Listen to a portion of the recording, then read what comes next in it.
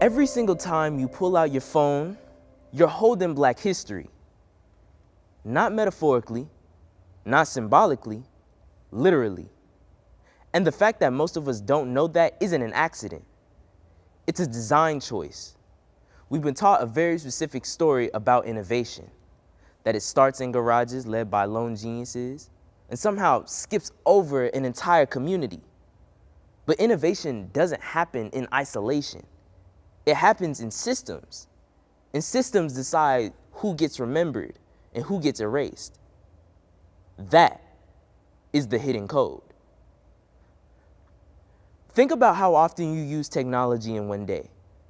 You wake up, check your phone, use GPS, unlock your house, stream music, send a location, trust an algorithm to guide your choices. Now ask yourself, who built the foundation for all of that?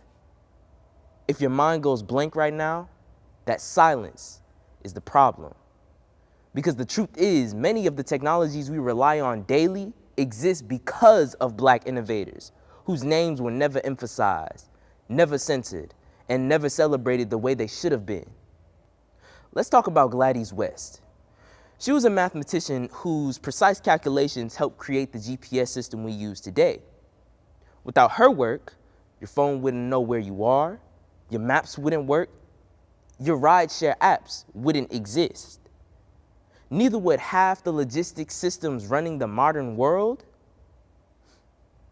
And yet for decades, her name wasn't common knowledge. That should bother you. Because if innovation is measured by impact, why do we only recognize certain innovators? That's not a coincidence, that's a pattern. Now let's talk about Marie Van Brittan Brown. She invented the first home security system. That invention became the blueprint for modern surveillance and safety technology. Here's where it gets controversial. The same systems designed to protect homes now often are used to over-monitor Black communities. Let's be honest, Black innovation built the tools, but the Black people don't always get control over how these tools are used. That's not innovation gone wrong, that's ownership gone wrong. Here's the truth we seem to avoid saying out loud. Black pioneers didn't just contribute to STEM, they shaped it. But when their stories are removed from the narrative, something dangerous happens. Young people stop seeing themselves as builders and start seeing themselves only as users, consumers instead of creators, participants instead of architects. And then we turn around and ask, why aren't more Black students interested in STEM? That question is flawed. It's not a lack of interest, it's a lack of invitation. Let me be clear. Representation in STEM isn't about motivation. It's about permission. When you know someone who looks like you helped design the world you live in, you stop asking, do I belong here? And you start asking, how do I make this better? That shift changes everything. Let's talk about the present. Algorithms decide what we see. Who gets approved, who gets flagged, who gets opportunities. Here's the uncomfortable truth. If people building those systems don't understand your lived experience, bias doesn't just disappear, it gets coded. Inequality doesn't fade away, it gets automated. Discrimination doesn't vanish, it gets upgraded. That's not accidental, that's structural. So the question isn't whether Black people belong in STEM.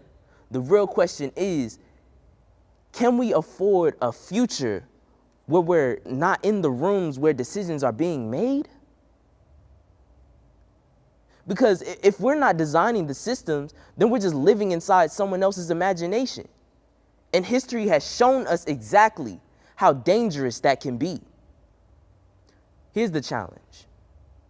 Next time you unlock your phone, don't just scroll, question it. Who built this? Who was excluded from this?